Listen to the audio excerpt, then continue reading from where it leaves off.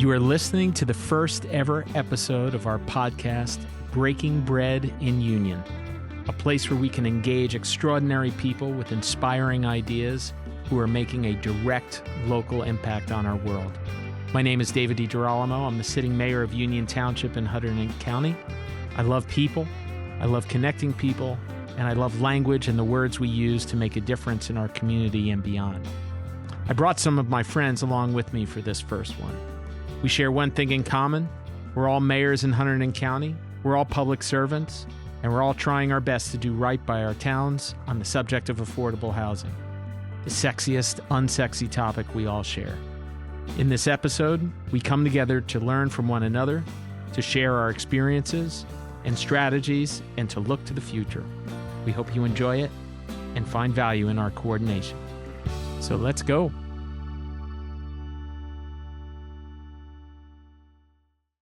So I am so flippin' excited to begin the seminal episode of our new podcast called Breaking Bread in Union. I could not kick this adventure off any better, truly, than by sitting with all of you here on a bright Sunday afternoon at Clinton Music Studios. Thank you to Matt and his team for having us today. Let me paint the picture, because this is an audio podcast. We've got 8 mayors sitting around a round table, well, not round, but close, from Hunterdon County, ready to educate the community and ourselves on affordable housing. It's not every day that we bring so many mayors in one room. It's probably the start of a good joke. But this is a collection of some of the most experienced, most public-focused, and because we're mayors, some of the grayest people in the county. Thank you for being part of this. Thank you for trusting me, and thank you for everything you do as public servants. I can't wait to learn something today. So, in terms of this podcast and why I'm doing this, it's certainly not because I have a ton of free time to occupy. Being the mayor and an active public servant has given me the unique privilege of getting in front of thousands of humans, hearing their stories, hearing their brains, feeling their pulses. I love smart people. I love interesting people. I am magnetized to mentors. I can't get enough of them. I also love bringing people together. The more people I can connect, the better that I feel. And I love words, how they are used, what they can convey, and how they can motivate. So my goal for this podcast is very simple. I want to engage extraordinary people with inspiring ideas who are making a direct local impact on our world. The more I engage folks in this area, the more I realize that we have an incredible amount of intellectual capital and heart capital in this community, but access to this capital may not be perfect. So I'd like for this podcast to at least be part of the vessel that provides that access, and in so doing, to get us more informed, to get us smarter, and maybe bring us closer together as a community. So Breaking Bread, it has 2 reasons for the name. First is obviously that breaking bread implies that people are coming together to engage. But the second is that it implies we might be eating. So I want to highlight a local restaurant or coffee shop or eatery by bringing in something that podcast guests can share, and something that listeners might get hyped about. So today, we are passing around some amazing goodies from my good friend Jonas Cope at the Pattenberg House. He's been a great friend to me, an extraordinary friend to our township. He's done a lot of our community events. He made us some fabulous chicken satay skewers with peanut sauce, as well as some Korean-style turkey meatballs. I tried to heat them up as best as possible before we got here. These are some of my personal favorites when I go to Pattenberg House, but my fave is the beef tips and flat noodles, but that's slightly harder to pass around. Special thanks to Mario Russo, head chef, the brains behind the kitchen. I'm just so thankful for both of them and for Pattenberg House being such a great establishment in our Union Township. Okay, so we're here to talk about affordable housing. Again, I'm excited to talk to you, to compare notes with you, and to learn from you, your mentors, colleagues, friends, and perhaps fellow commiserators. We're often asked by residents, at least in my township, what are other municipalities doing to position their township? And I'm a bit flat-footed with my answer. I really don't know what other municipalities are doing, but I will by the end of this discussion. I'm going to try my best to steer our conversation modestly, asking questions of our group and guiding it merely to keep it from going off the rails. I'll probably refer to you by your first names. This is an audio podcast, not a video one, so I want to be sure that listeners know which one of the 8 of us is speaking. Let me introduce our brilliant podcast panel today. I don't really do anything provocative in this area without first consulting with my mayor peer guru, Janice Kovach from the town of Clinton. She is my sister from another mister, and usually I rope her into it too. Another friend and pretty much the busiest man in the county is Paul Muir, mayor of Bethlehem Township. In the course of my spearheading our multi-municipality annual competition, the Hunterdon Games, I've gotten quite close with Jay Arancio, now the mayor of Alexandria, Brian Millay, the mayor of Clinton Township, Michelle Lee, the mayor of Highbridge, and Jim Pittenger, the mayor of Lebanon Borough. We're going to try to negotiate, have you guys come back to the games for this year. We'll see how that works. I think it's time to talk teaming up. Okay. That's the next. All right, that's podcast. enough out of you, Hybrid.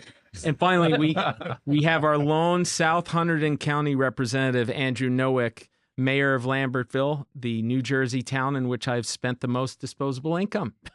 Thank you, Andrew. Yeah, Andrew has become a friend since the day we were judges for the Friendly Sons of St. Patrick's Day Parade, and I'm grateful to have him here with all the Hunterdon County Yankees. So let's start. So I'd like to have a discussion with all of you in 4 parts. First, I'd like to start with the history of affordable housing so that we understand how we got here. Next, I'd like to understand how our opinions might differ on the subject and how our municipalities might be different. Then I'd like to dive into some of the strategies your teams might be exploring to position yourselves and your municipalities properly. And finally, I'd like to talk about the future, starting our discussion with where we've been and ending with where we are likely going. So let's start with the history. I have a series of bullets to present, and then I'm going to defer to my senior statesperson colleagues. You could correct me if I've made any missteps here. So the topic of affordable housing, and perhaps not everybody knows this, is not new. It dates back officially to 1975, 50 years ago, when the Mount Laurel, New Jersey Supreme Court decision made it quite clear that municipalities have a constitutional obligation to provide a realistic opportunity for affordable housing, and it prohibited exclusionary zoning practices. Now, qualifications for affordable housing are largely based on income, but the income levels to qualify might surprise most residents. For example, today, moderate affordable housing for 2 persons in a home cannot exceed combined incomes of $94,000. For low-income housing, as it's classified, it's $59,000. A lot of people in our town would qualify, and I would suspect that others here would say the same as well. Now, much has changed or been further embellished since that decision in 1975. In 1983, the New Jersey Supreme Court created a fair share formula and a new compliance and enforcement mechanism called Builder's Remedy, where developers can leverage affordable housing obligations to advance applications by promising to include such units. Developers can propose the build-out of affordable units plus market rate units at a 4-to-1 ratio, 4 market rate units for every 1 affordable unit. Then in 1985, New Jersey passed the Fair Housing Act to implement the Mount Laurel Doctrine. Under this FHA, municipalities were then required to create a housing element as a component of their municipal master plan. In 2008, they added a very low income distinction, and then they also abolished the regional contribution agreements, which I often refer to as Pokemon card trading. That was abolished in 2008. I believe that we benefited from you, Andrew, in Lambertville. I think some Habitat for Humanity houses, I think, right? I think that's right. Yeah. So in 2015, New Jersey Supreme Court held that the judicial system would be responsible for municipal compliance. The Fair Share Housing Center would enter into settlement agreements with each municipality to ensure that their affordable housing objectives were met. In 2017, the New Jersey Supreme Court ruled that the 3rd round of affordable housing obligations should run through 2025. And that's not the end of the story. We now are in the throes of round 4 discussions with the state, and there are some very real and upcoming timelines for all of us. The state of New Jersey arrived at additional regional prospective need for affordable housing. For our region, which is Region 3, and that's all of us in this room, it includes Hunterdon, Middlesex, and Somerset counties. And the state has estimated that it must supply an additional 11,604 affordable units, and that's on top of the obligations through round 3. This is based on an existing base of 475,000 established residences in the region. So this would represent about a 2.5% increase. Just a few months ago, in October 2024, the state provided all New Jersey municipalities with a specific recommendation, a quantifiable target number for round 4. By January 31st of this year, 2025, municipalities, if they didn't like that number, were required to pass a resolution putting forth what it believes its round 4 obligation should be. By February 28th, 2025, any objections to this number must be filed. Now, currently, as we sit here in front of Chicken Satay, it is February 23rd. So there's another 5 days to go. By the time most of you are listening to this, each municipality likely will know their fate. So stay tuned for that update. But if no objections, then the municipality's determination would be based on its singular resolution. If there is an objection, a judicial decision will be made leading to what they are referring to as a program determination. By June 30th, 2025, municipalities must adopt all housing element and necessary zoning ordinances to implement this obligation.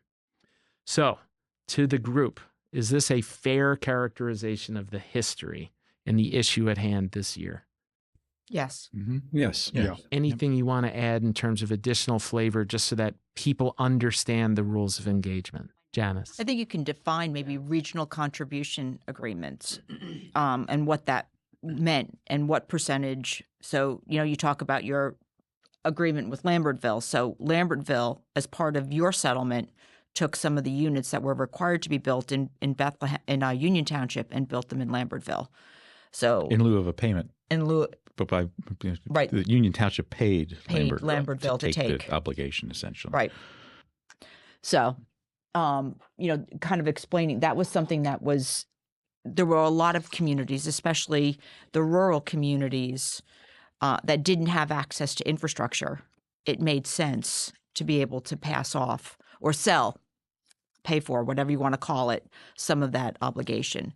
The state, when they got rid of the RCAs, looked at it as towns were redlining to an extent. And redlining is similar to the spot zoning to keep out some of the affordable housing.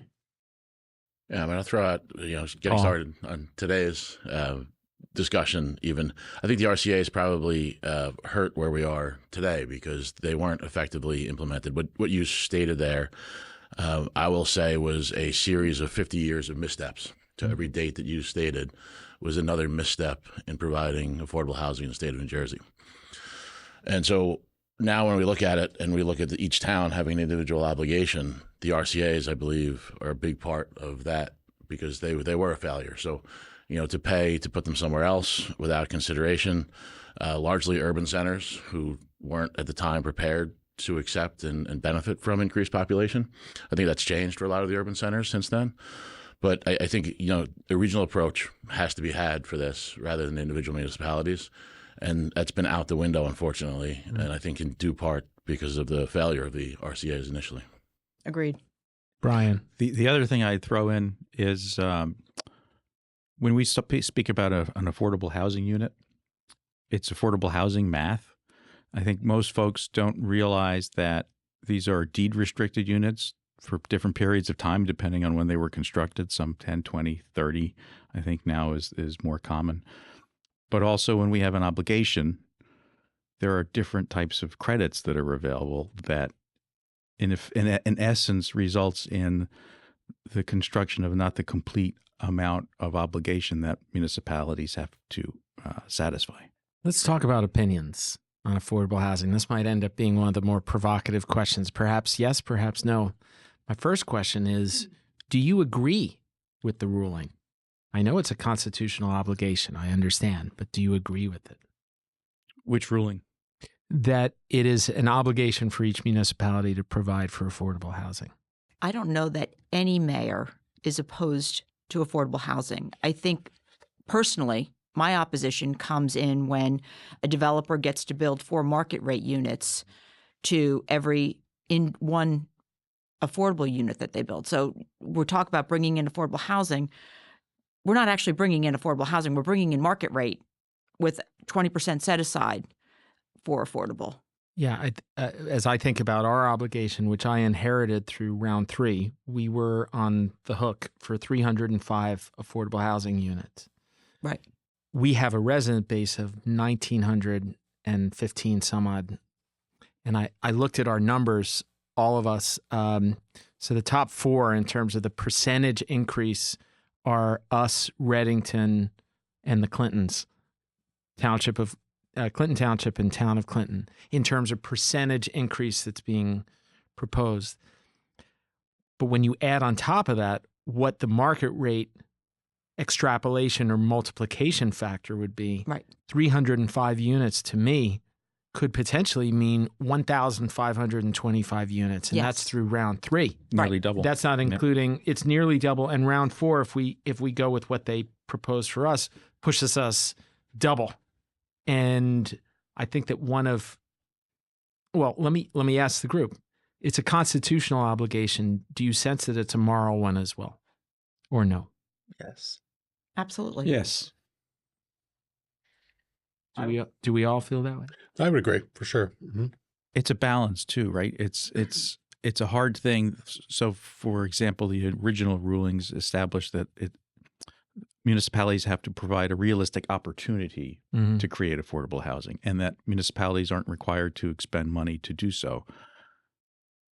But then you get into the later rulings where, well, you haven't done it. There's not enough being built, so we need to. Basically, I kind of feel like the courts found a way to force towns to build more. Agreed. I think the other piece of it too, you did have towns that ignored for a long time. You know, I don't, not to call anyone out, but there are towns throughout the state that said, we're going to pretend it's not there. You can't do that. You know, at some point in time, a developer, and this is probably the biggest issue that I have with it, is that a developer who owns a piece of property can come in and sue for builder's remedy, the town, and force the town, which can also force even more density, right? So you can get up to, was it 10 or 12 units per acre? Do you remember? It was 12 units per acre. 12 units per acre.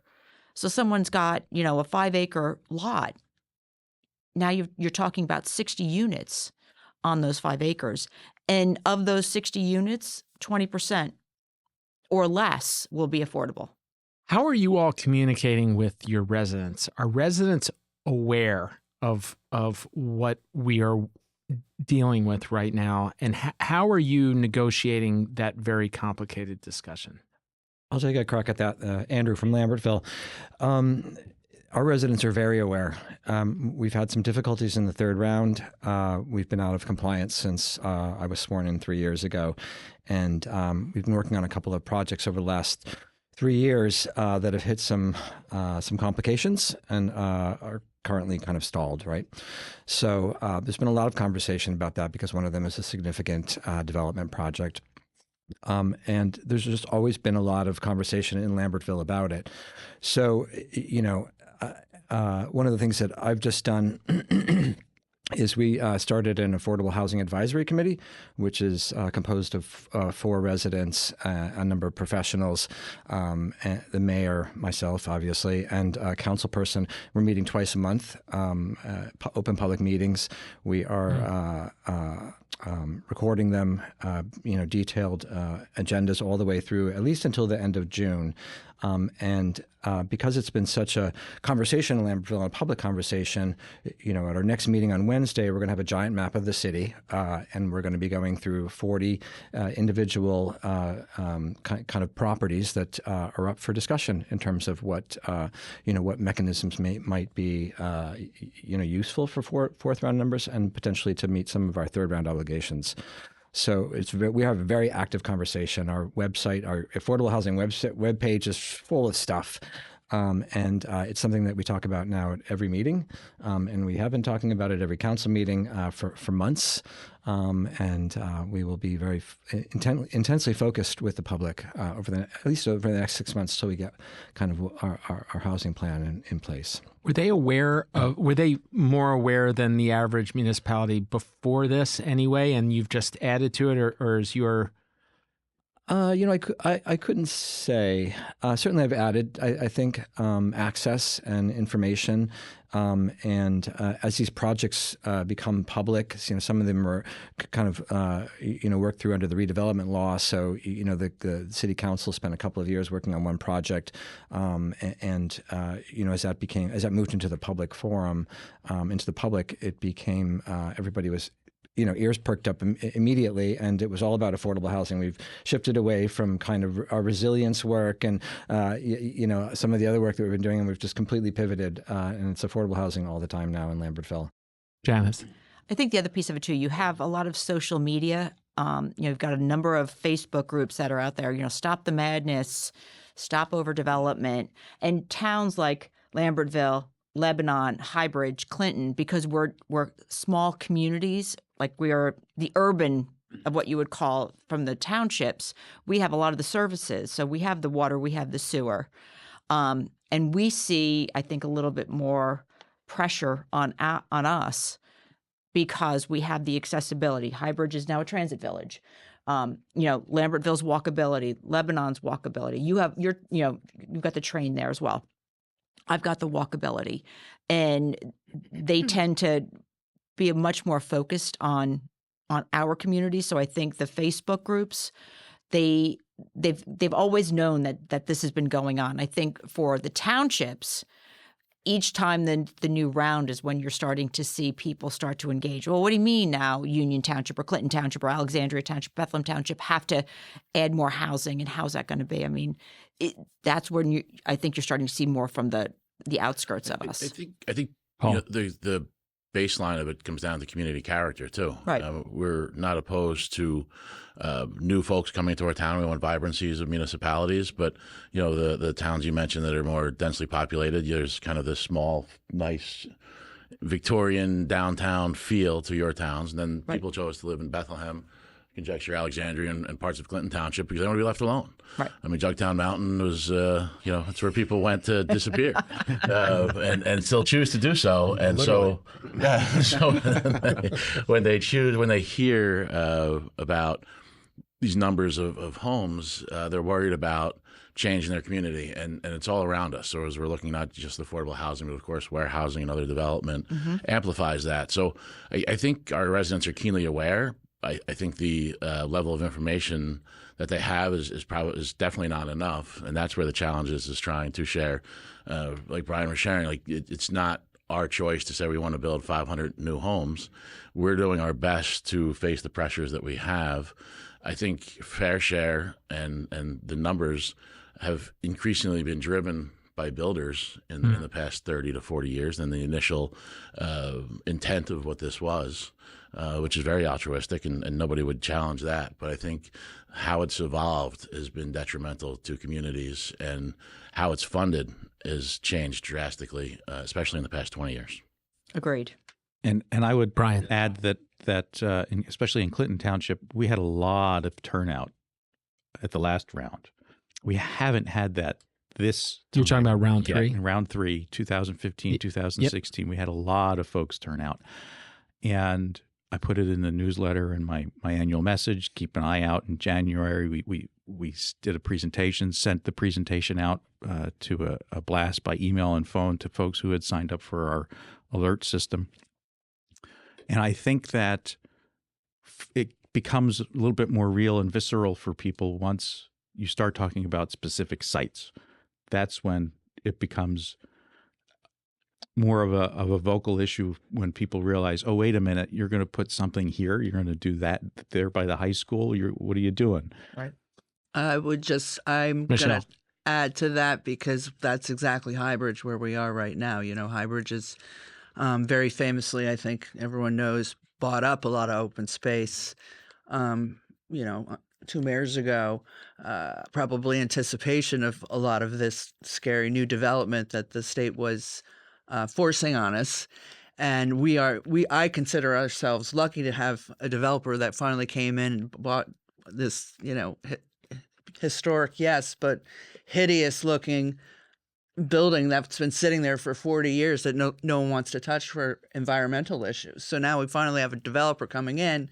But now that you say, well, this helps with our affordable housing, it's no, we don't want all these units. And I think probably Janice went through the same thing when the A&P went down. Yes. But your choices are limited to the developer wanting to come in and build into your town. And I think we're lucky in Highbridge that we have a couple new projects coming our way that helps our affordable housing numbers, which are not outrageous in my opinion.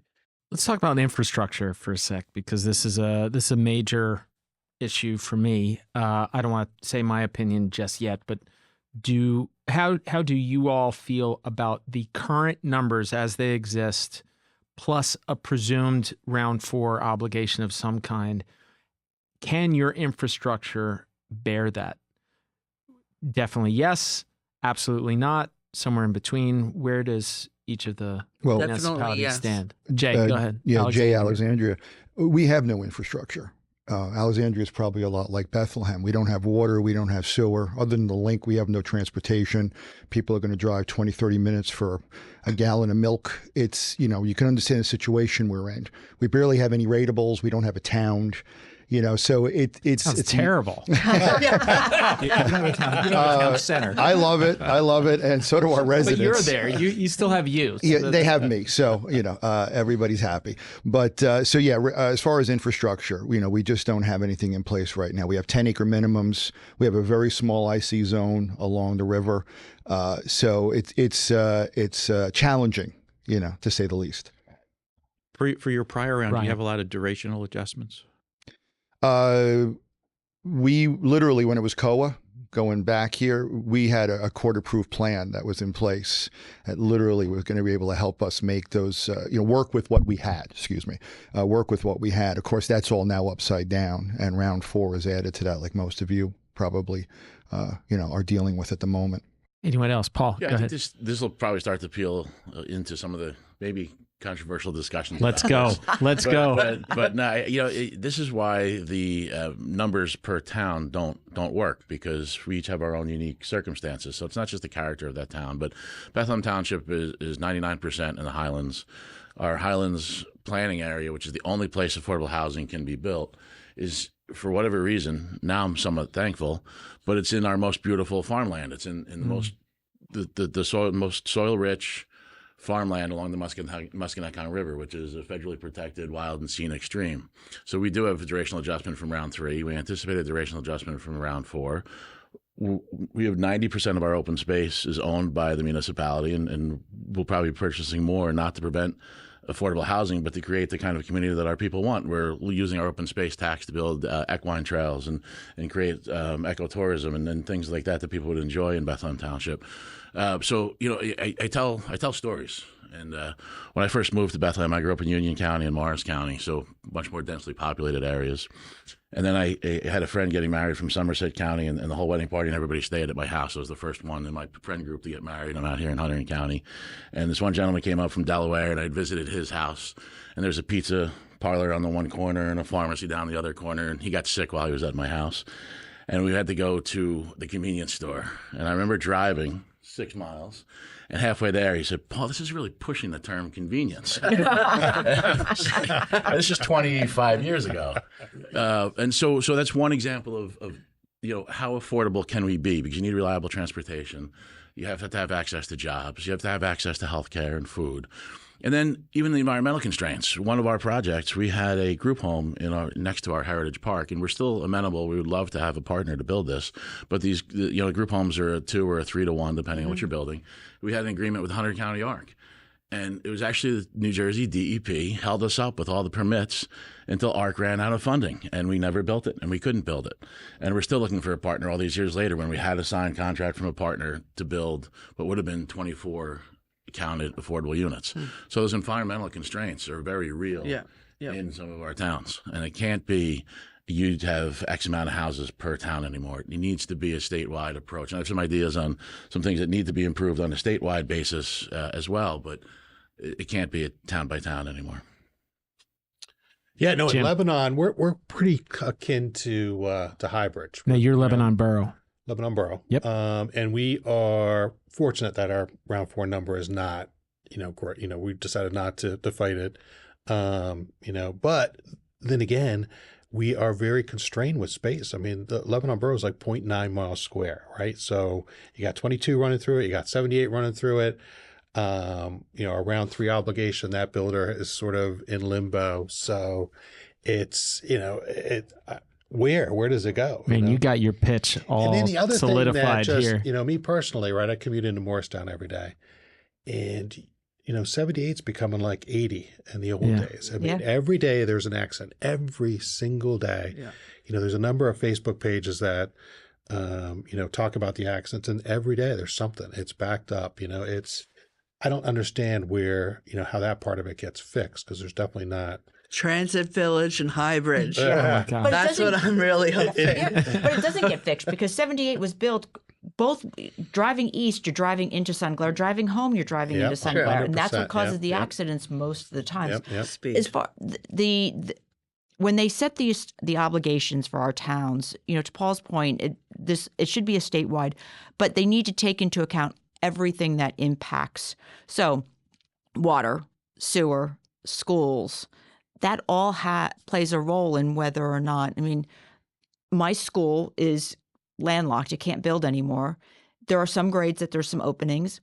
So I can only have, people with families with this grades, and then, what happens in future years. It's all of that needs to be a part of the conversation. And mayors truly need to be a part of the conversation in having these discussions rather than, this is not it is a knock to the legislature. But, writing this legislation and trying to make it easy has just made it harder. You've given a role to DCA, which had the Council on Affordable Housing, which then Governor Christie got rid of, and now you've got it back in DCA. And the planning is trying to determine, they're taking all of vacant land based on, to your point, 2020. So it's not taking into account any property that's already got approvals on it. Right. So when you're looking at these numbers, it's all right. Well, you included a piece of property that's already got approvals. You included a piece of property that's already been built on. It's a slope. It's a slope, and where we are, a contaminated area. That came up at the league. I went to that league conference. I was fascinated when some of those mayors got up there. Yeah, just talking about some of their issues, and it's just. To your point, there's no discussions on it. None it's just whatsoever. An arbitrary number that comes out. They at least gave the municipalities an opportunity to dig into that and look and find it. Yes, we had time. More so than last time. It came about 6 weeks later. We didn't have time. It was all the towns had to do it with all their professionals who we have a lot, who we share. Right? Yeah. Planners are spread and we thin. all have other obligations, and we all too. had to do this in a very, very short period of time. It's more time than we've ever had. Fair enough. I have to say that this is, if I'm allowed to answer as opposed to just ask questions, there's a lot that's confusing about this board game. I'd have to read the directions while I'm playing. Can you move this way? Can you move and that way? And the directions are changing. And the directions are changing. You're That's moving right. to them. You got So there's a lot of things that if I were drop down into this universe, I'd be like, well, I don't understand how this even jibes. So number one, there's a very weird and if it comes across provocatively, off-putting notion about what you're alluding to, Janice, which is the state being indifferent to our infrastructure issues.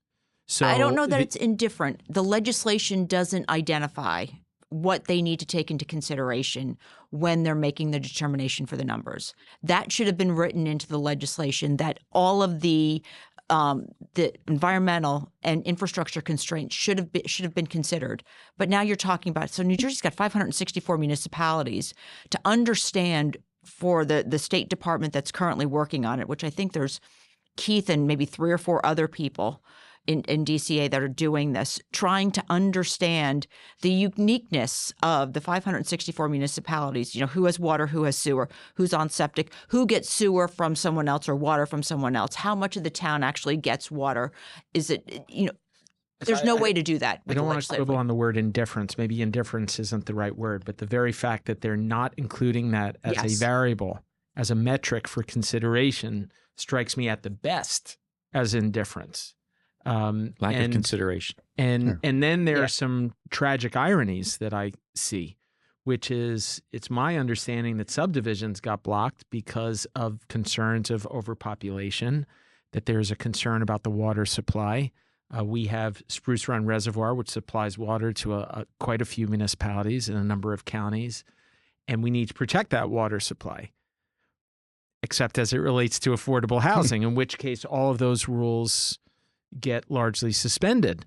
And so at the minimum, even climate change, if you look at it, New Jersey is rising more than any other state in the Northeast corridor. And I think you could attribute that to the affordable housing build out. So there's some things that just rub me the wrong way.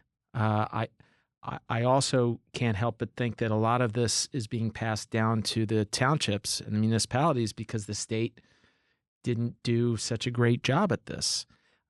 And now it's our problem to handle it. We're left with a Faustian bargain, it seems, where all 8 of us in this room understand the challenge associated with that multiplication factor, the 4 to 1. So we all know that if we could find a developer that would give us 100% affordable housing, we would take that in a heartbeat, because that's going to avoid the apocalyptic potential of a doubling of our population, et cetera. But the residents don't necessarily know that. So if we're pushing for an informed position on affordable housing to meet our obligation, we might be perceived by our resident base as kowtowing or succumbing to pressures when in fact what we're actually doing is being strategic with a board game that is impossible to win. I think it's... go ahead, Michelle. Andrew, or Michelle. You said Andrew first. Okay. And at the municipal level, it is complicated, right? And I think about Lambertville, our number is 39 for the 4th round. Doesn't seem like a big ask, but I'll trade you. No, thank you. We're 1.2 square miles. We're going to do a vacant land adjustment, and we already know that we've got no buildable land, right? So when we start to think about the mechanisms and the way we achieve things, whether it's in the 3rd round or the 4th round, we also have to reassess some of the mechanisms, right? So some of the mechanisms that that we're using in the 3rd round, whether it's accessory dwelling units or market to affordable or even overlays, have not been as effective in generating affordable units. And how does a municipality like Lambertville kind of deal with that? With some of these smaller, but nonetheless important mechanisms, we have to have a network of mechanisms in a place like Lambertville, because we're largely built out, right? And so you've got to put a couple over here and a couple over there, and as we sort of go down the rabbit hole of how complicated this is and trying to keep our residents informed, we're also experiencing real-time changes in our communities with demographics. I frequently think about the cost of real estate and how that drives away the opportunities potentially for things like market to affordable or accessory dwelling units that can be deed restricted. There's a lot of things in play here, and it can be very confusing and difficult to explain, let alone manage.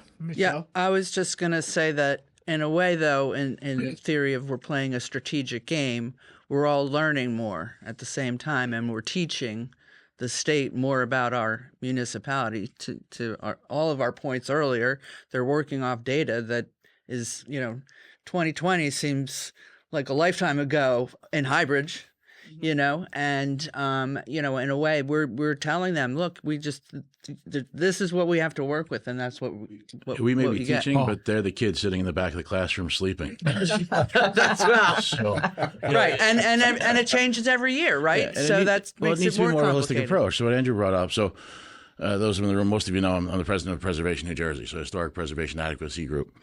New Jersey, we're not as hardline. We talk about adaptive reuse. So a place like Lambertville, I had asked the legislature to do something similar to a group home consideration for historic structures. So a 2-to-1 if you preserve a historic structure for affordable housing. And we've had great success. I worked on a project in Plainfield that was successful. I'm trying to work with the city of West Orange right now on another project for affordable in a historic structure. And the towns and cities that have those constraints, it's a phenomenal solution for them, and it keeps and preserves the character. It keeps things out of the environmental waste stream, and it makes, I believe, more valuable housing than these new structures that you're putting up rather quickly. So that was one. The other thing is looking at our own residents, looking at seniors. We have this state, New Jersey, and we're talking about different ways. Why isn't there some sort of mechanism to allow income-restrained seniors to count towards our affordable housing numbers?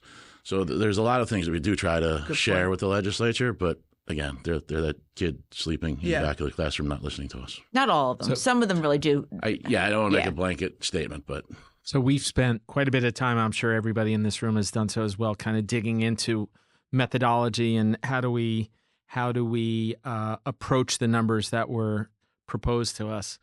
I believe there were 3 variables that were used for round 4.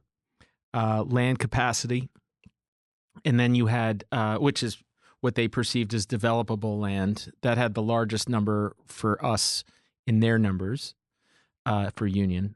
And then there was also income valuation and also non-residential valuation. And all 3 of those aggregated to create a percentage number that then gave us the exact quantifiable affordable unit number. I'm wondering, do you think that the state slanted the formula by using income, the 2 variables, even for those that have 0 land capacity? 100%, because when we looked at our numbers and we made adjustments to the land capacity calculation, we even took it and just zeroed it out to see what it would yield.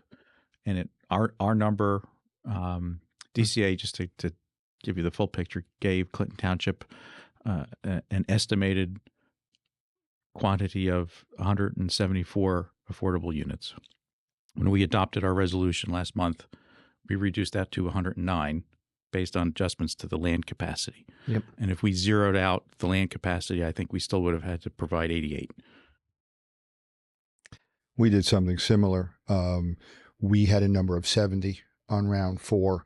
And then when our planner looked at the land capacity, they had put in the Salvation Army Camp Tecumseh data in there, which we knew, wasn't going to be any developed land anytime in the future. And so we readjusted our number to 49.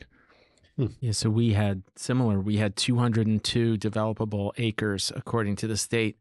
About 1/3 of that was the Edna Mahan Correctional Facility, over which we have no control and is owned by the state. Another 1/3 was preserved farmland, which by definition is out. And then the other 1/3 were such small parcels that you just can't do anything on those tiny parcels. But in aggregate, they came up to 70 acres. So we actually came back with 0. We came back, or I should say maybe 2 acres of developable land. It still brought our units to a non-zero number because of the income variables. Listen, we probably all are this way. We're probably empirical thinkers. Show me the data, show me the information. It's hard to play that game if the data are just not good. I have a friend in our township, Chris Waduda. He pointed out to me recently that if you go to Lake Hopatcong, there's an island, Halsey Island, that is considered developable land for affordable housing. So the 4th variable apparently in the Sparta region is swimming or boating. Right, because you can't get there by car. Yeah. Also, the Picatinny Arsenal is included as something that would be ripe for affordable housing. That just smacks of unpreparedness to me. And it's almost unconscionable, because when I think about the moral obligation, I do recognize that we have a moral obligation to assist those of us who are in more need than others. Don't we also have a moral obligation to the residents who exist in our townships and municipalities today, and foisting upon them a large number of new residents, regardless of their income status, is doing a detriment to our infrastructure, and in turn a detriment to our residents. And I think that's a moral question as well. Well, I would add that, a lot of it is not just the more, we were talking about affordable housing and income levels. I mean, we're talking about, my mom living on Social Security. Mm-hmm. Good luck trying to find something in Hunterdon County to rent for her, unless you go into a state program and get on a waiting list and all that. But, obviously it's not, it's not affordable anymore. And that includes our taxpayers, right? The taxes are incredibly high in our area, in the state. We all know that. So, we should want more affordable housing, but, how do you get there without more development? It just has to make sense. And I, maybe it's because I'm newer to this whole discussion. I came in at the tail end of round 3, and our developer was excellent and got our number significantly reduced back then. We're asking for another. We requested a decrease in the number again. She found another slope, like you're saying, in Bethlehem. These areas that they think can be developed, but they don't have the manpower to actually send anyone out and do the surveys, I guess, to figure it out on their own. That's why I was going to say they put the onus on the Brian. municipalities, Right. Yeah. to do that legwork. But at the same time, with the economic indicators, they came up with a formula that's essentially set every town a floor. Yep. Well, so Michelle, if your mom is interested in satisfying one of our remaining 280 units, that'd be great. Have her bring all of her senior friends. My mom is in Florida. Because the fundamental crisis for us, and this is a question I have for all of you, is the biggest infrastructure risk for us is the schools. And of course, we could talk slightly intangibly about roads, pollution, things that are slightly more challenging to quantify. But for the schools, we're closing in on capacity, and I think that's the fundamental limiting agent here. Is that the same in your townships as well? So, Yes, Michelle. I said I was going to say something to get me in trouble, but this is where I do think that we need to have more of a conversation as mayors sitting around a table and talking about capacity at schools, looking at how we can do some consolidation within the county to make it, some schools are jam-packed and others are literally empty. And this, I know, is a very touchy subject. So can we cut this from the whole thing that I said? No, but you make a valid point. Well, but to kind of counter your point, we're very fortunate in that we just passed a major referendum and the consolidation of the school districts in Stockton, Lambertville, and West Amwell has worked out really well in my view. After being in the area for 20 years and watching that slow moving Times horror show come to kind of what is really, I think, a positive end that will allow for some growth in any of the 3 communities. But Andrew, doesn't that require that at least one of those municipalities doesn't have the capacity, so therefore you can leverage that as a buffer? What happens when all of the municipalities are getting stretched by the 11,000 some odd additional units? Where do we turn?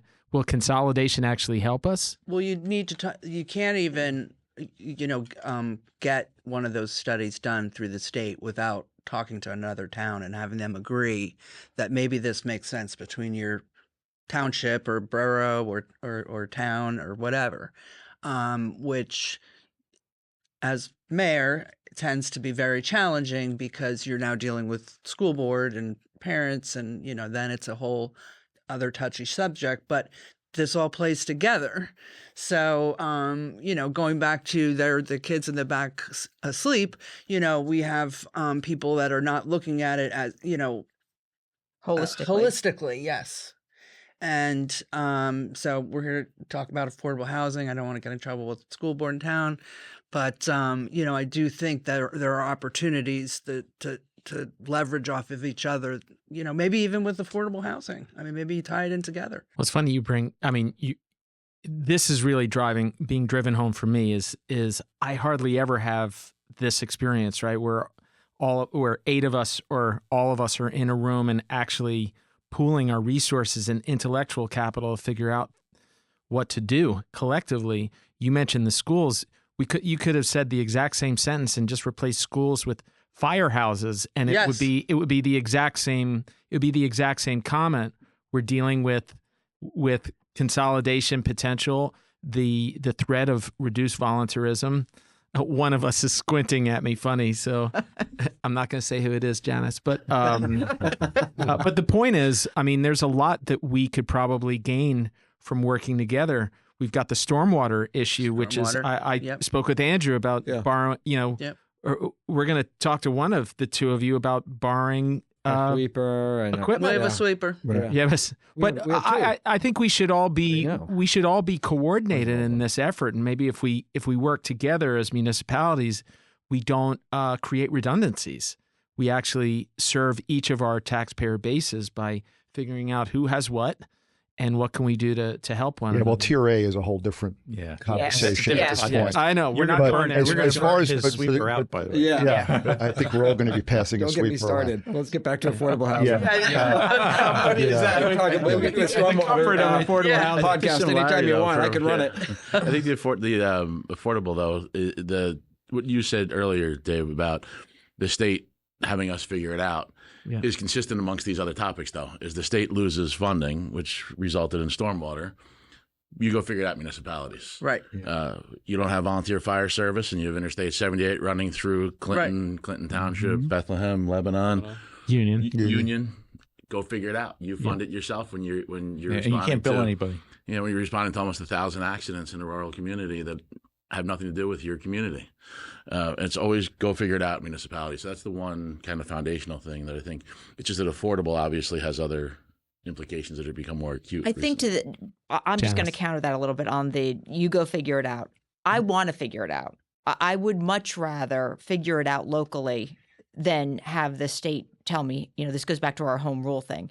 What I'd like is the funding that once we've figured out what needs to be done, that there's funding available to do what needs to be done. I think it's figuring out how to pay for it. Yeah, I guess that's more. That's more. Yeah. Well, I think problem solving. I mean, somebody just asked me recently, and you mentioned reference Janice and I keep saying we've spent a lot of time together. I think we're the 2 longest currently sitting municipal officials in the county. So. Yes.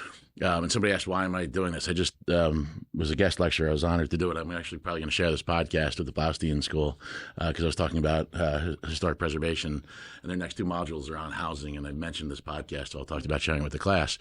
But when I was talking about being around for 14 years, I said it's because I love problem solving, and that is it. But it's not that it's our problems to solve. That's where I really have the issue. Is a lot of times they're the state's problems that trickle down to us. They make them our problems. So I think we all inherently have enough problems to solve without trying to figure out stormwater all of a sudden because they lost federal funding, and that's a different issue. But again, it's the foundational. As the state shifts, it's easy to push things down to the municipality. And working together and having these conversations are important because Union with the schools, Union, Franklin, and Bethlehem actually did qualify and did one of those studies. But much like the fire companies, unfortunately, a big part of it was just the logistics of it because we're so spread out. So maybe there's other opportunities in Hunterdon, but it was difficult to figure out. And same thing with the fire companies. I have 5 fire companies in Bethlehem Township. None of them are in Bethlehem Township, but 5 serving. Same. And trying to manage those relationships is its own whole own problem solving. It's all about home rule. Chewing gum that I get to deal with every mental chewing gum every single day. Does affordable housing make consolidation more difficult, wherein a have municipality might want to not do something where a have not would want to, and therefore the have municipality is not interested? Kind of like the study for the schools, it was of really no benefit to Bethlehem. It was to Franklin, and it was modestly negative to us. So what's the incentive, unless we're forced, for Bethlehem and Union to join a consolidation? I would think that there's some sort of mathematical, it either works or it doesn't work, in which case the ones where it doesn't work, why would they have an incentive to consolidate? Well, that was a conversation with the Princetons when the two Princetons merged, because I forget which one felt more of the pain. I don't know if it was the borough or the township when they first merged, but yet they've seen the savings now through it. But when you look at it, I mean, everyone talks about consolidation in municipalities. Municipalities make up between 11 and 26% of the taxes. The rest of it is the schools in the county. I mean, if you want to look at consolidations, and it can be the consolidations of the school boards, not even of the buildings themselves, that's where the savings is. 60% of my taxes go to the schools. Right. Ours is 74% local and regional. And talk about the state being an issue. They're pulling state subsidies, and now it's become, once again, but that's probably the biggest issue that municipalities are facing in terms of the trickle-down effect, is the state's pulling back because of their own deficit concerns, and now the municipalities are left holding the bag, and we're the ones who are beholden to voters and our neighbors. More important, right? Who don't understand that we are merely the tax collector for this. I mean, I think I think if we went back to those days and the voters were voting on school budgets like they vote on the municipal budget, you might have a lot more interest in some of those conversations. If the school had to collect the tax itself versus the town collecting for the school, I think things would be a little bit different. Yeah. So let's go back to the school question, because I do want to get a sense for this from folks. Let's say there's no consolidation. Let's say it's just you're left with the schools that you have and that you're paying for.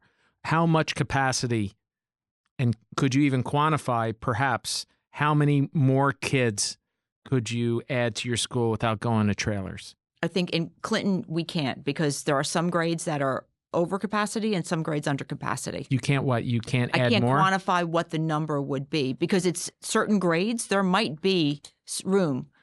In other grades there may not be any room. But if that's true, then aren't you limited by the ones where there's the greatest capacity constraint? Right, but I can't, affordable housing, I can't say, oh, well, only people with kindergartners can move in, because that's the only place where there's classroom capacity. By the way, I have first dibs on Michelle's mom and all of her friends. I'm just First of all, just so you know, we are getting my mom would love you, an independent living facility in the town of Clinton to go along with our assisted living facility. So where do we stand on the schools? Can I ask a question? Yeah, because it also depends on what your obligation is in terms of like family apartments, right? Or is that you can? So only a small percentage of your affordable can be age restricted. Right. So, yeah, but there are bedroom requirements. Right. You have to have a certain number of one bedroom, certain number of two bedrooms, certain number of three bedrooms. So then it becomes more easily quantifiable when you know what your bedroom distribution is. Yeah. I mean, sometimes Lambertville doesn't. I think we have 2 family apartments affordable, and everything else is either age restricted or special needs or whatever, right? So I guess the question is if you can quantify exactly how many children you might be bringing into a district through your affordable housing numbers, what's that? It was hard for us when we did. So we did in Clinton Township, 2 constructed 100% affordable housing projects and a third to be constructed. And it was hard for us to get a sense of what the influx of students would be. And then when the students did come, the school district found, and we do have some capacity because we have a school that's basically mothballed. But there's an impact on the schools. Highbridge would love to talk to Clinton Township. You have your superintendent reach out to ours. But it's not up to the superintendents. It's up to the boards. Yeah, but that's where I think it would start. But because we did 100% affordable projects, the revenue wasn't there to help pay for the additional students for the schools, number one. Number two, so it was a balance, right? We didn't add 700, 800 additional units because we had 100% projects. the flip side too was they had seen some special needs students come in that really taxed some of their and you just can't project that. You don't know whether that student's going to need special education or not. It's unforeseeable. One of our council members did quite a bit of research on the affordable housing and the number of students that might bring in, and it's substantially less than just because you're building 100 units doesn't mean you're going to get 100 or 200 more kids. And But you could. Probably not. Well, what's interesting, our one building had 66 units, 12 of them were affordable, and that brought 5 students. The one we just built at the old A&P is 24 units, and we projected like 15 students, and it wound up being close to 30 students. Oh, wow. Wow.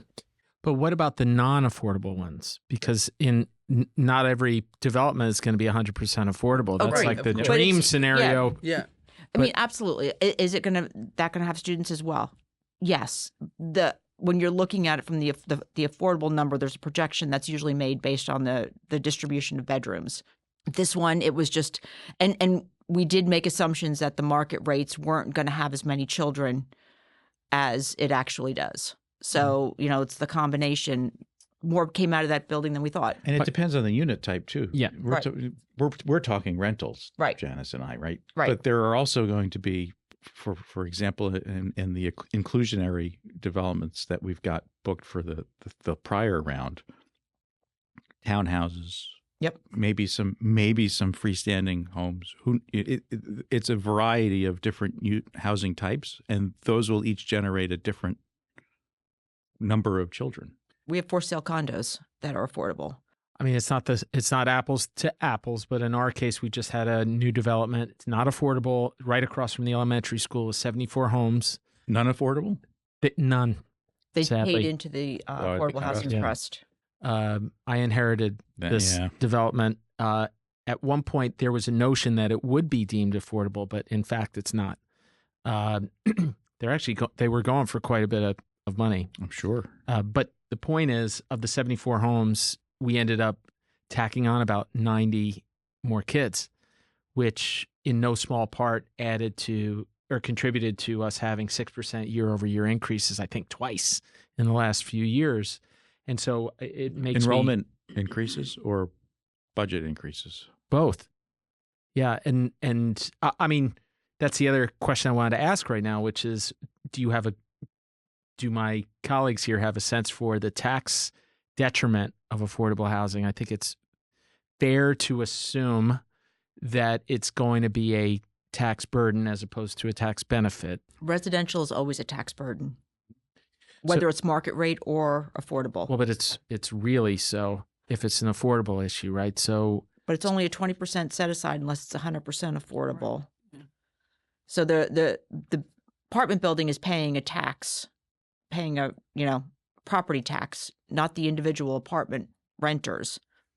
So only 20% of that is going to be, in our case, of the tax bill. We won't be hurt at all. I mean, by assuming I understand your question, we are lucky enough that we have this two new developers coming and putting up apartment buildings, replacing, blights. We weren't receiving any property tax. So we weren't getting anything. Right. So, especially with the one, even with the pilot, we anticipate, that it's a rateable that just didn't exist, that's going to be probably 400 times what they're paying now, I guess the way we're calculating it is that, and perhaps this is similar, it's not an order of magnitude different in your municipalities, maybe, but that it costs per student about $19,000, $20,000 to get them through in tuition K through 8. And that money for each new student is not being delivered Okay, to so us I in the definitely form of misunderstood your question because I was not referring to the school in that. I was merely talking whether it hurt the town so to have development come in with So, affordable so housing. what I do, and I'm sure you all do in some way, but in Bethlehem Township, we just went through a reassessment like Union did 2 years ago. So I'm trying to help my residents understand what that looks like as well. it's your turn. Yes, thank you.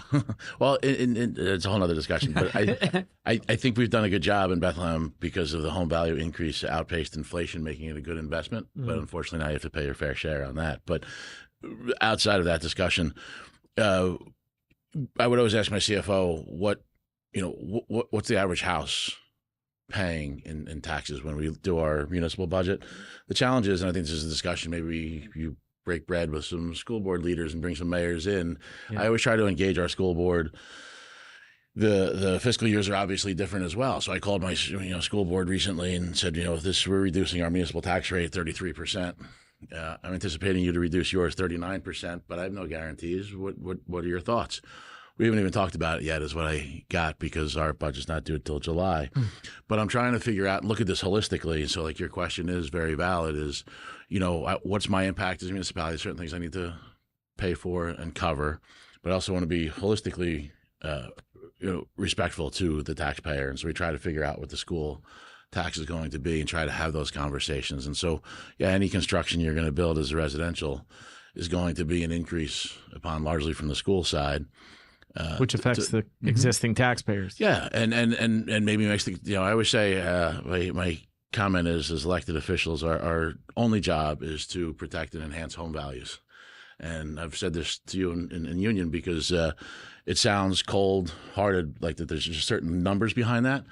But it's not just the numbers; it's the things that Dave, you do in Union with family festivals and starting the Hunterdon games. Like, if it's a desirable place to live and people want to be there, it's like any other supply and demand. Your price is going to go up.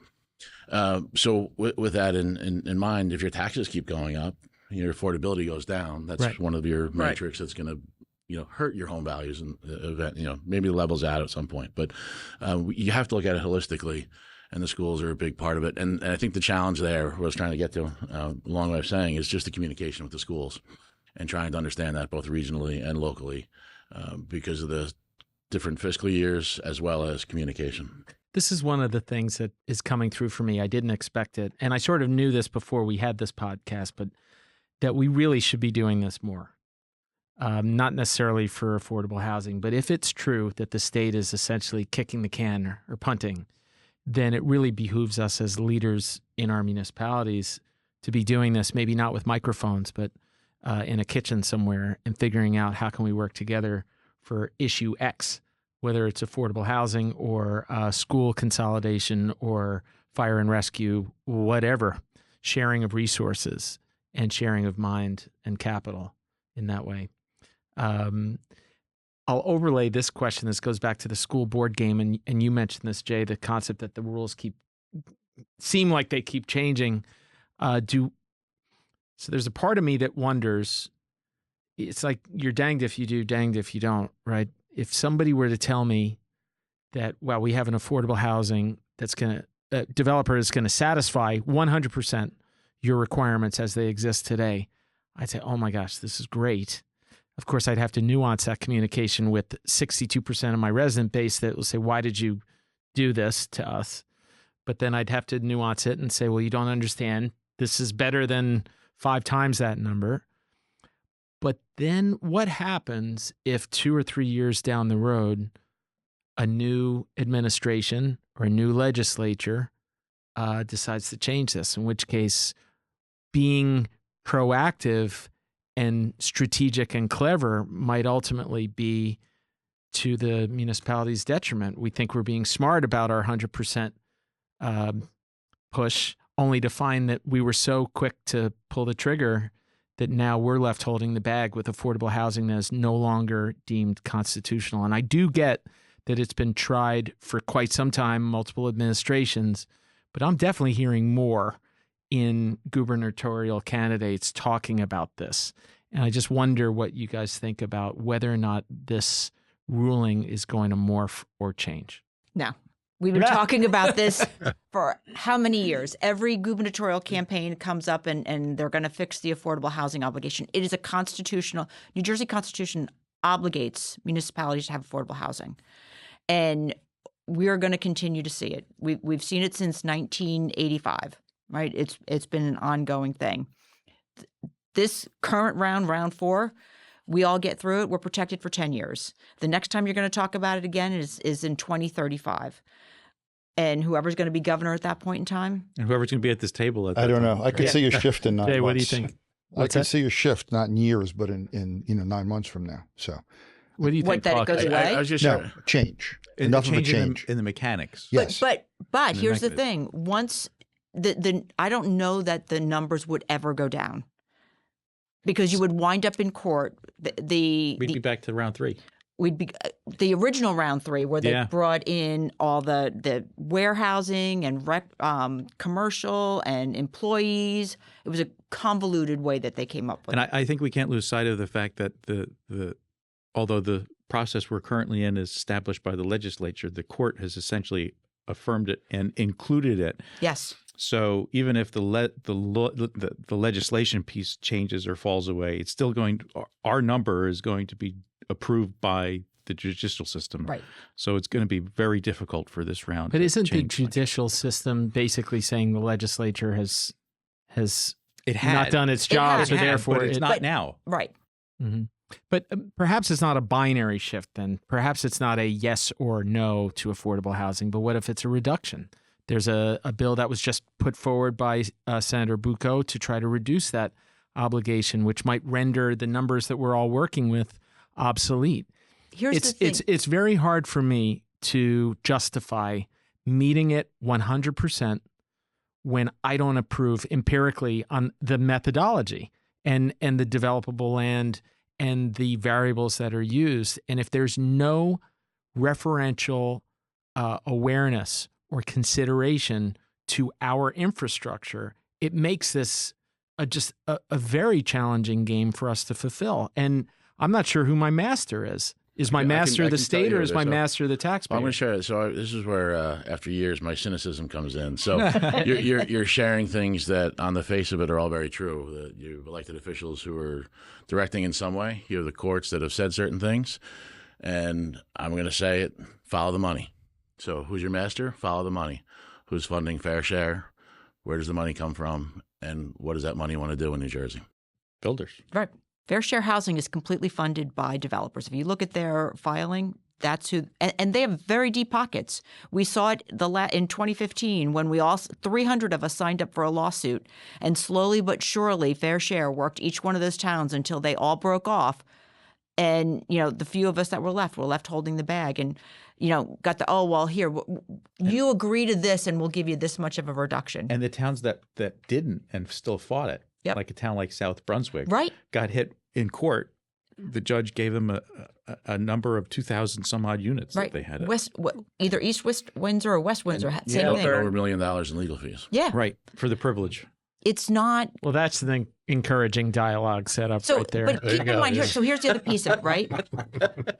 Our obligation is to develop a plan that, based on what we have, what can reasonably be built. It doesn't say you have to Correct. build it. You have to provide a realistic opportunity. Yes. Is the I mean, that's Bethlehem Township. Like, you've shown what your realistic opportunity is, but nothing's been built. which is why you have durational adjustments. Directional adjustments, and even Right. around 2 are actually accessory units.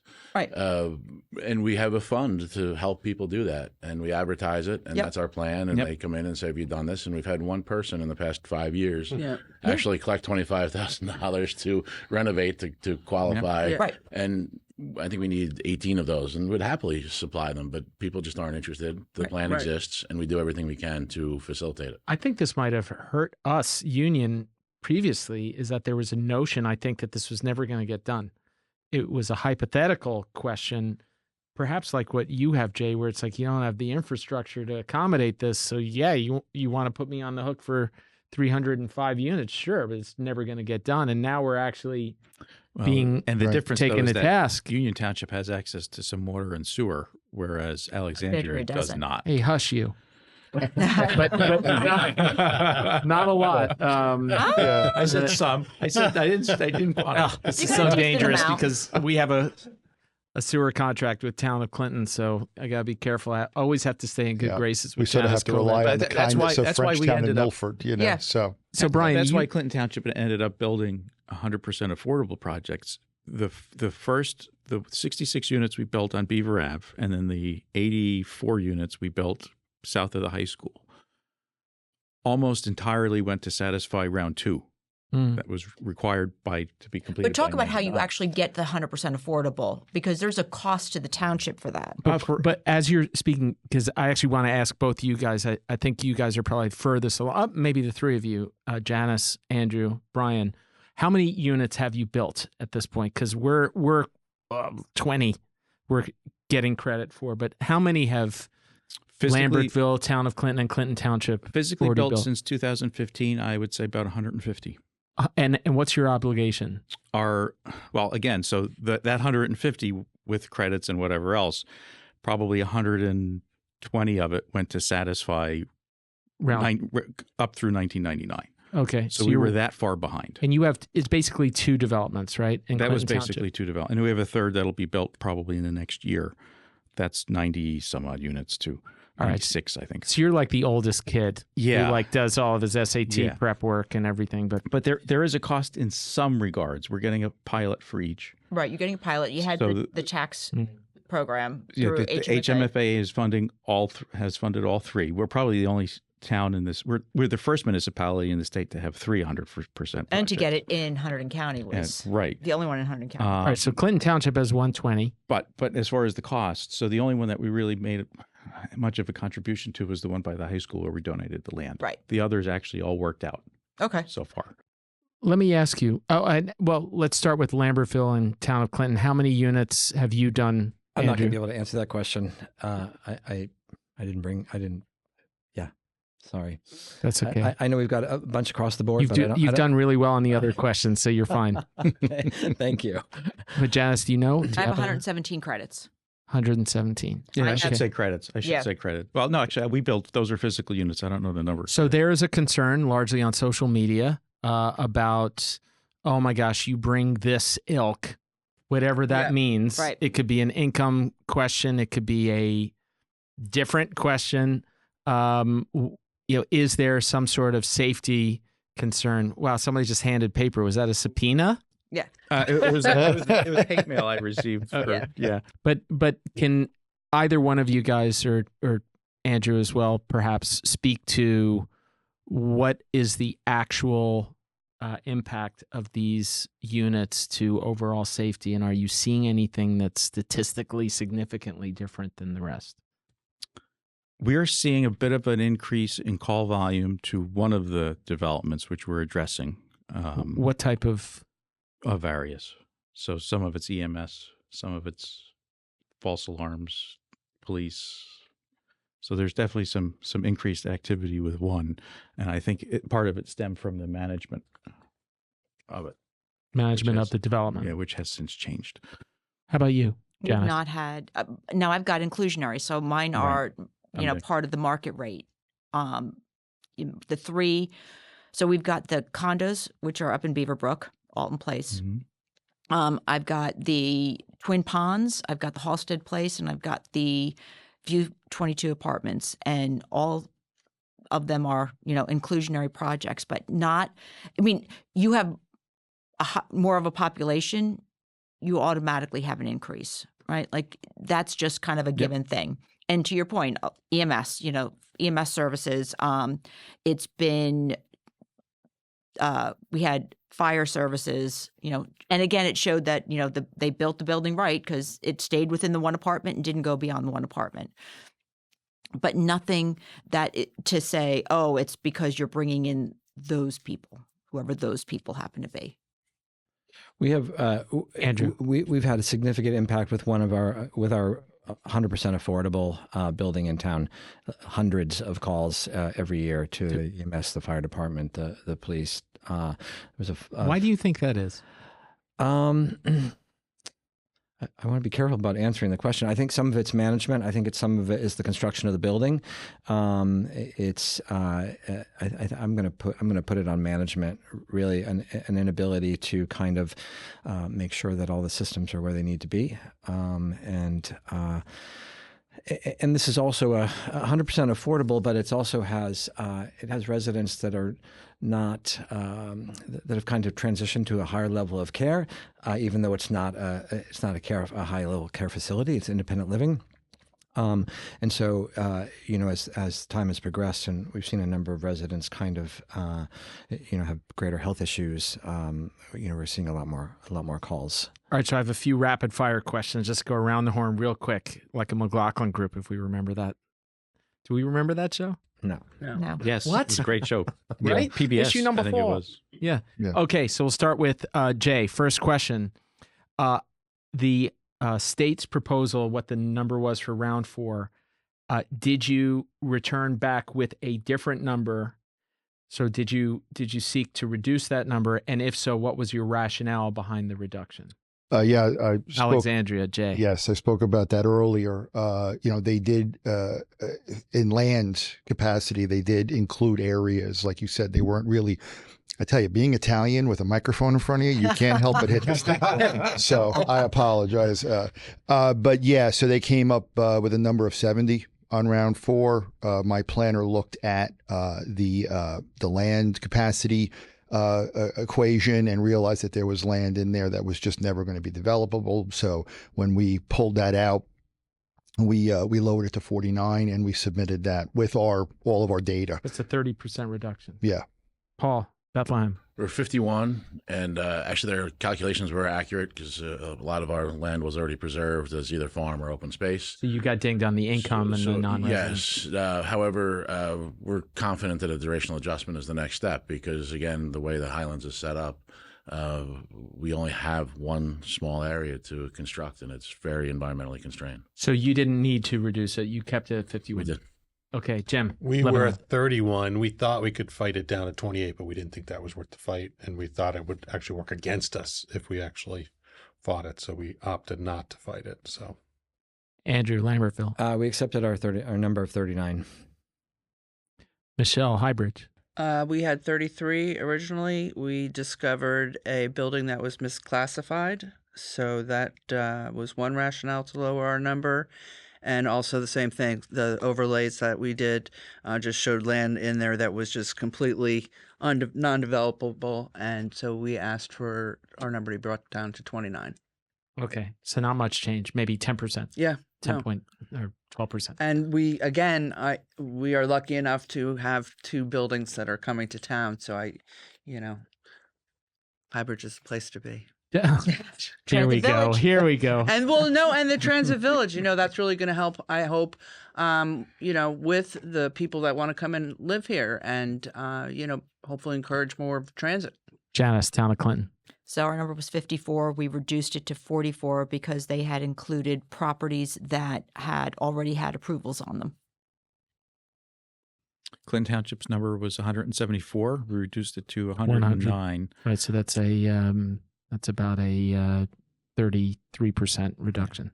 And it was based on parcels that had been preserved since the 2020 map, missing preservation easements and conservation easements and that sort of thing, and other properties that had been already approved for development since the 2020 map that they just didn't know about. So we took a more aggressive stance. First of all, my colleague John Scott and I were both kind of upset and astonished by the fact that, like I mentioned before, our percentage increase through round 3 is already the highest of the ones that I've seen in the county. And then round 4 added to that burden. So we had a number that was not in double digits. That would have been lovely if that were the case, but we were at 118. We actually reduced it by 65%, or are attempting to do so, largely because of Jay's comment that developable land, virtually all of it, with the exception of 2 acres, was just not something that we thought should be counted. We did get dinged by the same thing that Bethlehem did with the income and the non-residential, which we didn't dispute. So we're waiting 5 days and counting to see if that helps us. But we're still dealing with an overarching problem of an enormous round 3 or through round 3 number that is going to be hard for us to handle if we're actually required to do so. So it sounds like 3 did not reduce, 5 did. Highbridge and Clinton were fairly nominal rounding errors. Yours was meaningful, as Jay in Alexandria, as Yours was is Clinton actually Township. fairly substantial. Was it? given 20%. Yeah. Okay, that's not bad. 10 units on a 54. Yeah. Yep. But you have so much water and sewer, Janice. I might have water. I'm not necessarily going to say that we have the sewer. All right, second question. We'll go the other way. We have the infrastructure. A lot of people ask, oh, dang it, you should join this lawsuit. What are you doing sitting on your butt, not participating? Brian, Clinton Township, are you planning on joining a lawsuit? If so, when? If not, why not? There's not a lawsuit, I think, that is really in the best interests of the township at this moment that I've seen. You know, the last round, we spearheaded one and joined the other, and our current and then Affordable Housing Council actually litigated that at the Supreme Court and testified, well, not testified, but argued the point before the Supreme Court. And the best that we could get out of it then was really just a little bit of time before we had to settle with fair share, essentially. It gave us a little bit of time before they yanked builder's remedy. So the short answer, though, is probably not this current lawsuit. Probably not, no. Janice, Clinton. Not the current not the lawsuit Why? at all.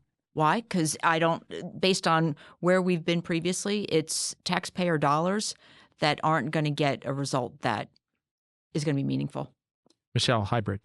No, we're not joining it. Same exact reason as Janice. We're not joining Andrew. either. And I would echo your sentiments. Yeah. Janice Jim. and Michelle. Ditto, same. Paul. Yeah, I mean, we're stewards of our taxpayer dollars, and the Bethlehem's not a great test case. I will share, because some did see, some didn't.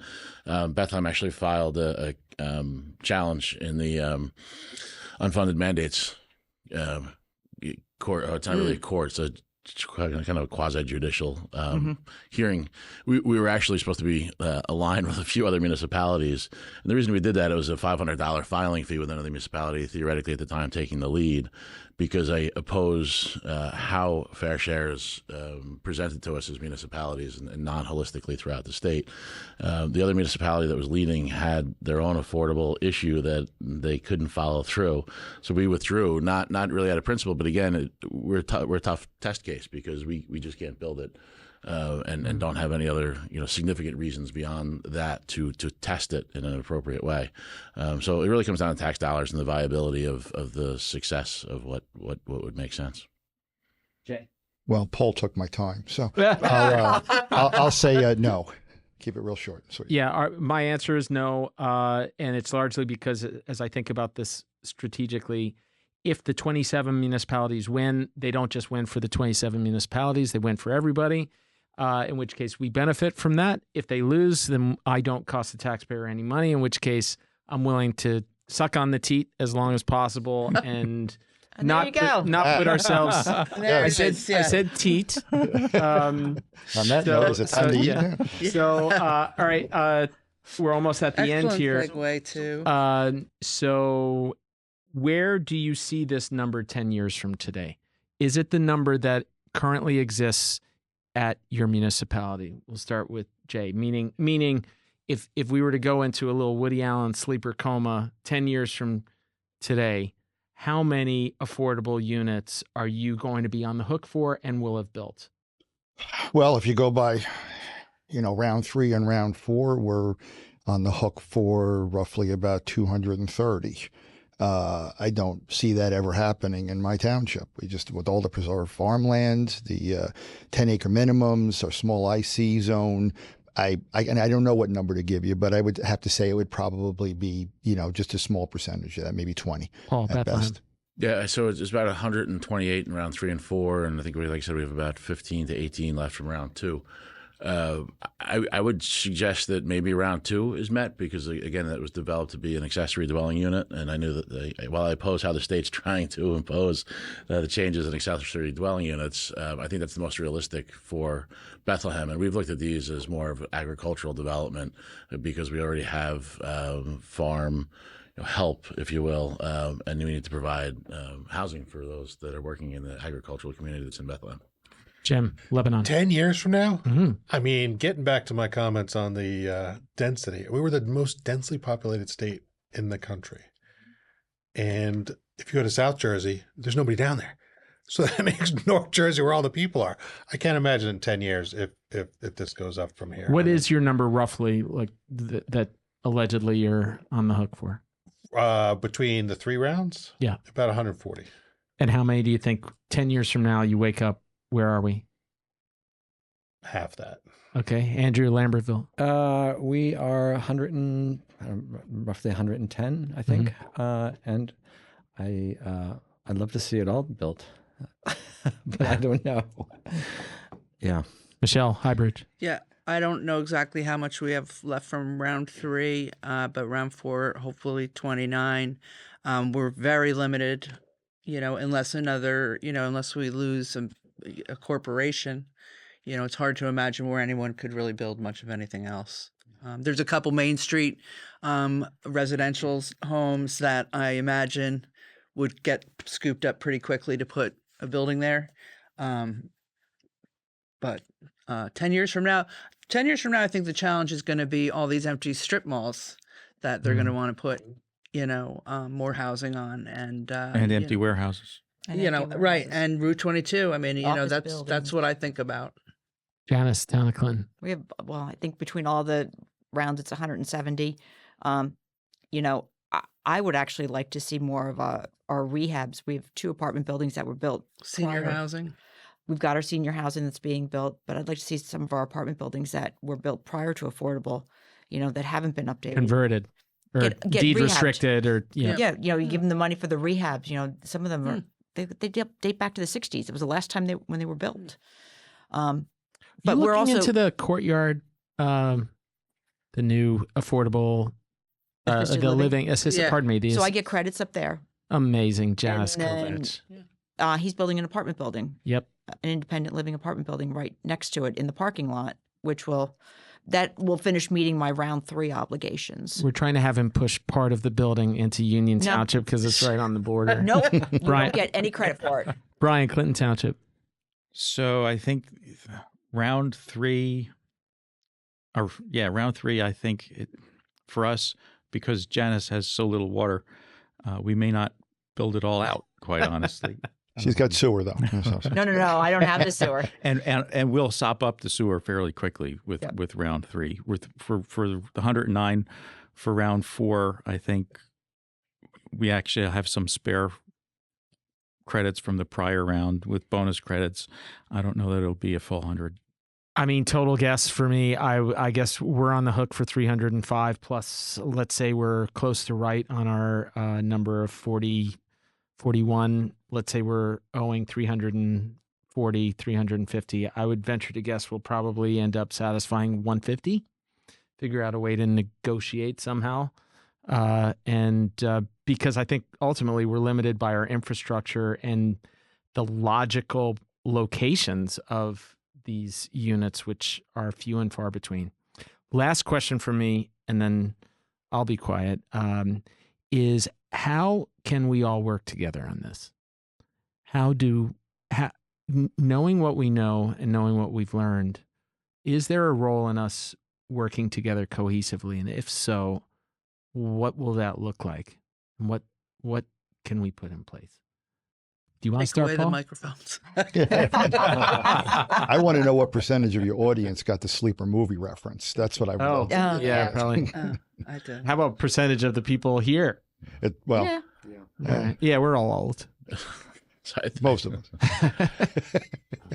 I think figuring out how to, not just the conversation, but how do we stay cohesive as we have these conversations? And I keep going back to the regional approach. I'm looking at Michelle because, you say, I think you feel, and rightfully so, that the affordable that you're building now is a benefit to High Ridge.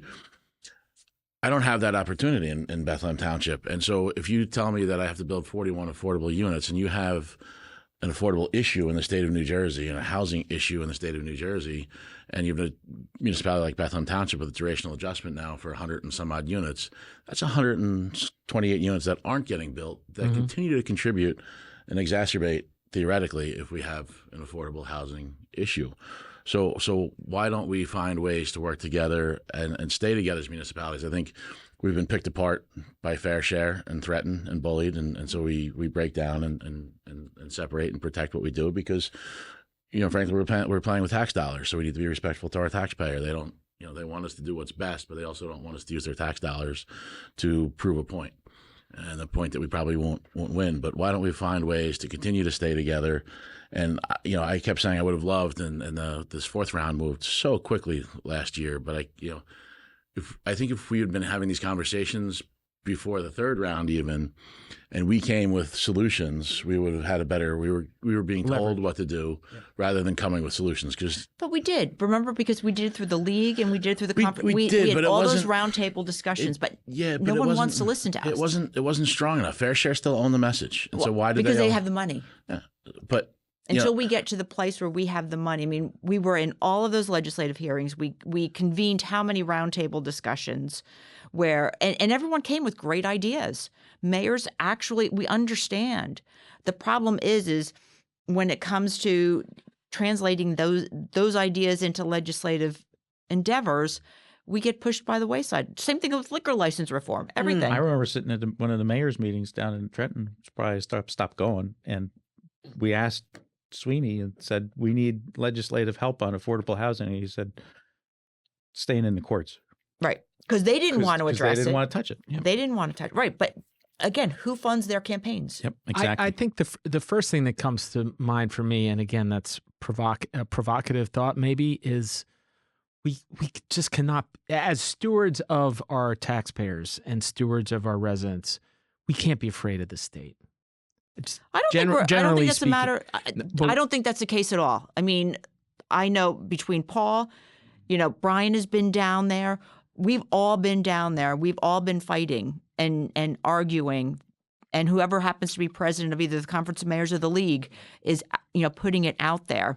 But I don't think we do a good job of getting our message out beyond ourselves. And so we need that public outcry. So when the public, so these 27 municipalities, and this is my opinion and view of it, and when you asked why I didn't join, I knew message-wise, forget the dollar-wise, but I knew message-wise it was going to turn into those are wealthy municipalities who don't want those people in our town. Right. And that was never the basis of that Right. lawsuit. Right.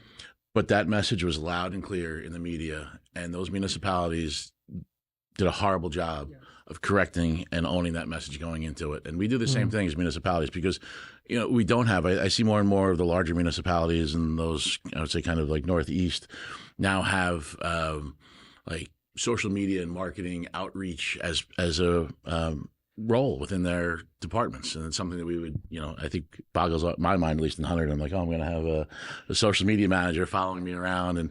But again, it's about the messaging. And so for something like affordable housing, it is beneficial because while our residents hate hearing that our communities may change and they have some misconceptions of who those people may be that are changing our communities, that stays on our community pages. It doesn't go out to a larger audience. And so Fair Share, builders, they own the messaging, and the legislature listens and hears. They're elected just like we are. And in some cases, in smaller factor, places like Hunterdon don't have as big of a voice. So, I mean, we need to work on that as well. I think maybe the point, though, is maybe we need to have that voice with our local legislators together, because I had a one-on-one with Fryman about some of the concerns I had with the legislation. He was willing to listen. I didn't get much change, but maybe as a group we'd have more success. But I'm just picturing, this might be utopian, but I'm just picturing the 8 of us plus another handful of folks, no microphones, engaging with the right legislators and saying, if you want us to play this board game, make it a fair game. Don't include Halsey Island. Don't include our correctional facility. This is illogical. And it's okay to push back on what is seemingly irrefutable But I think if we achieve that sort of economies of scale and scope between all of us, maybe we can change things. It's just so frustrating, right? Because we've all been in government at least more than a week. And what we realize is that it's like moving a boulder up the hill, and that's hard, but I don't think we should be deterred. No. And I think we probably can do some things by working together to figure out how to get more muscle. Keep in mind, most of us are all part-time, if that, right? And trying to get, I mean, how many times have we tried to get mayors or electeds down to Trenton? It's very difficult. Like the rallying cry goes out and the same 10 people show up every time. Well, maybe we need to recruit. Yeah. Maybe we need to recruit the public. You know, maybe the public needs to have greater understanding beyond what our local municipalities are talking about. And that's, I talk about it regional because, and again, those units, I wanted to bring up, those units don't get built in Bethlehem. And we're still spending dollars. So when we looked at round 3 for this durational adjustment, we spent about $600,000, which I'm sure is a drop in the bucket for. Not a drop in the bucket. Compared to to what other municipalities have paid to come up with a durational adjustment and not build housing. So I would think my residents would even share in a regional planning approach to help Highbridge effectively create housing, and it benefits the whole region then.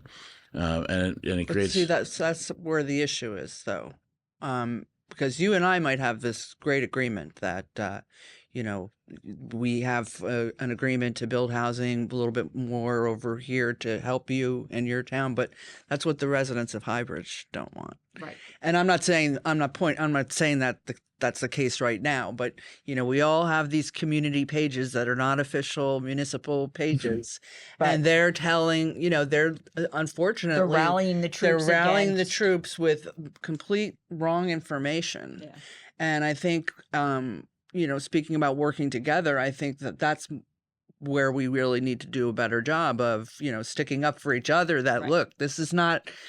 Mayor Dave isn't, going out trying to bring in whole, warehouses to line the streets in Union Township, but that's not what this I is heard. a requirement. Not what I heard either. Me too. But we're fighting two fronts, right? You're fighting against the legislative and the state piece, but you're also fighting against the residential Public piece. opinion. And it's this opinion, constant. It's a constant battle, and trying to make sure. And again, how many people really do this full time? Well, and the limits of trying to work collaboratively on a regional approach are also apparent, right? So, we talk about stormwater not having any, not respecting political boundaries or municipal boundaries, and collaboration, whether it's on affordable housing. It's a lovely idea for everybody in Region 3 to get together and say, how could we come up with a plan to benefit all of us while working together? But the realities are, you've got your own residents who only. I don't want to say they're provincial, but they're really concerned with their own municipalities, right? So, I think it's fair to say when we think about our neighboring municipalities that, they're different cultures within a municipality, Different characters. And so, even the noble and worthwhile and, probably, cost benefit analysis approach to sort of working regionally has its challenges just baked in. And a state that has elections every single year. That's it. Right. That's exactly. So now you the got point. two political parties and then some, who will, right now everything's kind of calm, get closer to the primary, and, you're going to have both sides are going to be doing their own thing. Then you get closer to the general and, I can't work with Paul because Paul's on the opposite side, right. And while we don't think anything of it, because really to your point, locally, it doesn't matter what political party we are. Right. We're still beholden in some ways to our political parties. If anyone wants to do anything more, that if you don't, do everything under the radar. Like you and I have had this conversation, David. I just think that this has always been going on, and I'm learning this increasingly with each passing week that I'm in public service. But I also think that model, which has been consistently frustrating and obfuscating for us, is largely reliant upon us remaining fractionated. And if we were in some way to band together, not just at a microphone speaking at a panel that nobody's listening to, but actually some sort of constructive, proactive approach, I feel like that's our best foot forward. And I think it starts with communication. communication for what is a confused base, which is one of the two things you mentioned, which is the residents, right? They're confused and frustrated and nervous. They don't want to move because of taxes going up. And they also don't want the character to be unpreserved of the municipality. They need to become more of an ally. And I feel like the way we start is by communicating. If only there was a podcast that would bring us all together and self-serving. But I think this is a great first step. I'm just super appreciative of each of you for being part of this. I don't know of any other group that's doing this, so I love the fact Thanks that for organizing. my colleagues and friends Great idea. have come together to do this. So thank you very, very much. Take some satay and some Korean meatballs, and don't make They're me cold, take them though, home. Yeah, there's a microwave in the back. Yeah. Anybody have anything else, or are we Just thank complete? you. It's a tremendous, thanks. Great conversation. a very worthwhile conversation. I learn a lot every time I'm in a group of people, and most especially when I'm with mayors. Yep. Yeah. I agree. We should cover religion next, I think. Oh my God. Or books in schools. Yeah. Yeah, Yeah, we that's don't the have next any control time. over books and In fact, lock the door. Yeah. Time for me to go. Yeah. Yeah. Thank Give you, me everybody. And please share this with your constituents, not just for me in this podcast, but I think what we heard and what we really brought together, I think is useful for people, just to get them up the learning curve, share I know knowledge, we're talking. and know that we're talking, which Yeah. on On a Sunday. on a Sunday Yeah. over meatballs and not When it's throwing nice it. out. When it's nice out. Yeah. So thank you guys. Thanks for doing it, and have a great weekend.